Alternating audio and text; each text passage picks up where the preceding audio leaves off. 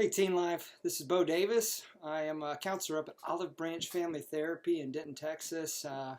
And I just want to talk to you a little bit today about some things that you can use either as adults working with teenagers, as teens talking to your friends, or as Teen Life counselors in your schools where you're working, and really as parents working with your teenagers. It's a very simple concept, but I want to kind of explain it with a little bit of a metaphor here. So it's kind of a difficult metaphor for some of you, possibly, but it's one that you could easily kind of imagine. I want you to imagine that you've been driving along on the road, and for no fault of your own, you find that you've been in a car wreck. And as you're in the car, kind of waiting, you begin to hear the ambulances show up and the sirens are coming down the road, and then a few seconds later, you're greeted by a paramedic. And the paramedic looks at you and says, "Hey, are you okay? What's happening?" Now, this is where I want to pause the story.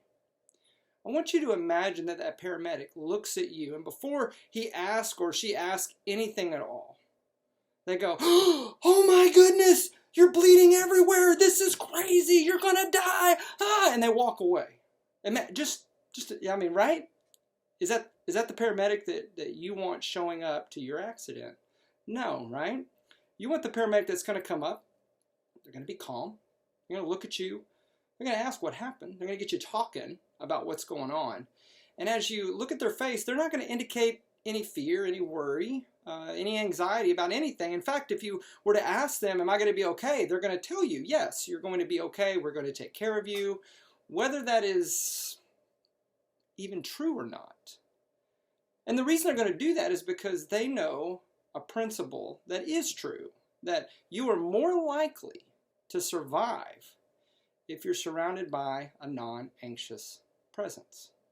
That if you're surrounded by somebody who has confidence about your situation, what's going on, they don't seem to be riled by it. They seem to be firm and helpful. You're more likely to survive what you're going through. You're more likely to persevere through the trauma that you're in. And so I want to take that metaphor and kind of kick it over to what we deal with as counselors, as parents, as coaches, and as facilitators in teen life a lot of times, right? So we have teenagers that sometimes through fault of their own have been in emotional wrecks, or sometimes through no faults of their own they've been in emotional wrecks. Things could have happened in their life.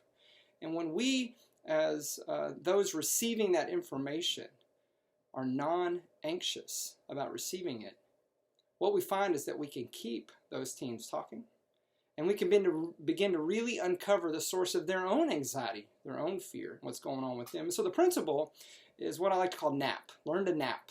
Learn to be a non-anxious presence. And that's a little bit of difficult. So I'm going to kind of give you a couple of examples of where this has impacted me in my counseling practice over the years. I've had all sorts of stories walk in, but some of the ones that come to mind as I talk about being a non-anxious presence are the ones that come from teenagers, right? About 12 years ago, when I was in a counseling session, I had a young lady walk in, and she looked like a normal young lady to me. She was wearing blue jeans, her hair was down, she was dressed kind of, if you can think of 90s kind of emo kind of culture, that's kind of, she was wearing all dark and everything else, and she came in and she sat down. And I could tell she didn't really want to be there, but she was at least somewhat open to the idea. And she began to tell me this story about coming from a divorced family and just starting to unpack some stuff. And then she just kind of, as though she was trying to rile me up, as though she was trying to upset me. And again, this is 12 years ago. This is 13 years ago. This was quite a long time ago. She looks at me and says, "Do you know why I'm here?" And I said, I don't know why you're here. And she goes, "I'm here because I told my parents that I'm a lesbian." And I said, "Oh, okay." And she kind of looked at me weird, like I didn't react to that. I didn't give her anything positive or negative. I just kind of said, "Okay." And as I began to just say, "Well, tell me more about that," and had no emotional reaction to it, I could tell she was trying to rile me. She wanted to get me to react, and I wouldn't react. And what I discovered over time, listening to her talk, was that in fact she was not a lesbian like she had said she was. She was a soccer player who looked up to a professional soccer player who was a lesbian, and she wanted to be like that player. And when she unpacked that and she felt safe unpacking that with me, I was able to then discover the true source of her anxiety and the anxiety she was trying to get me to feel. And over the course of about, 6, 8 times, she began to just be real vulnerable about her relationships and a lot of other things that was going on. And I was able to help her not have the conflict that she was having at school, the conflict she was not having at home, and to move past some of those relationships that she was struggling with.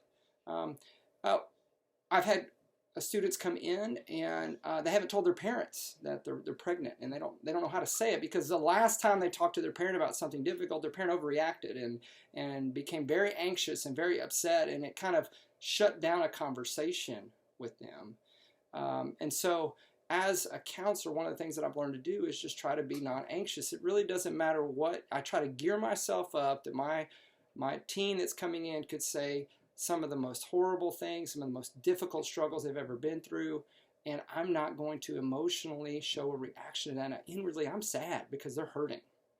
Inwardly, I might even be a little bit afraid, but outwardly, I'm a non-anxious presence, and that allows them to release what's going on and move forward. As parents, it's one of the most important things you can do for your kid. When your kid approaches you, put that mentality in their head. They're talking to you about a wreck that they see themselves in.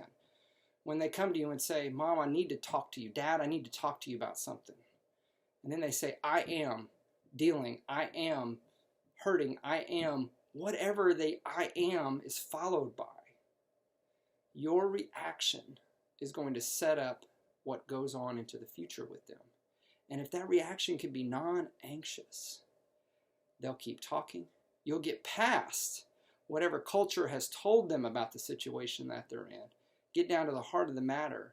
Find safety and be able to walk alongside them as they struggle through that transition, that very difficult transition from childhood to adulthood. And you're going to be included in that conversation. You're going to be part of that conversation.